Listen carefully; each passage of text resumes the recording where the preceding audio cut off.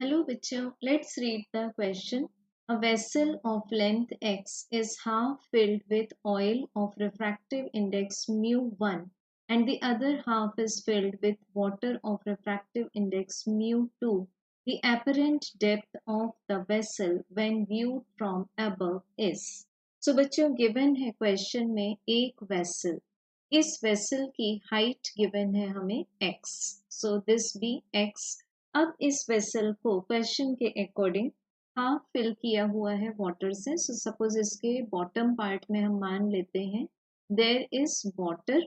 Water का refractive index given है हमें μ2 और इसके अपर हाफ पार्ट में हम अज्यूम कर लेते हैं oil according to the question. This is oil और ऑयल का रिफ्रैक्टिव इंडेक्स गिवन है हमें μ1 एंड दोनों ही मीडियम की लेंथ ली गई है half of the total length that is x/2। अब हमें बताना है कि इस वेसल की एपरेंट डेप्थ क्या होगी जब हम इसको अबव ऊपर वाले मीडियम मींस एयर से ऑब्जर्व करेंगे। So as we know that the refractive index of a medium with respect to the rare medium is equal to the real depth divided by the apparent depth।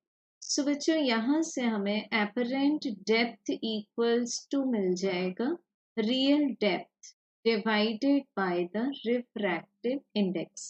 अब अगर हम दोनों ही mediums के लिए collectively apparent depth को check करना चाहते हैं तो सबसे पहले for oil real depth is x/2, refractive index is mu1, and for water real depth is again x/2 but the refractive index is mu2। सो यहाँ से हम x/2 कॉमन ले सकते हैं with in bracket 1/μ1 plus 1/μ2। So we get the LCM as mu1 mu2 and in the numerator it is mu1 plus mu2। तो बच्चों यहाँ से हमें apparent depth का आंसर मिल जाएगा x within bracket mu1 plus mu2 and whole divided by 2 times of the sum of the refractive indices of both media। So correct answer for the apparent depth of the vessel is option number 1।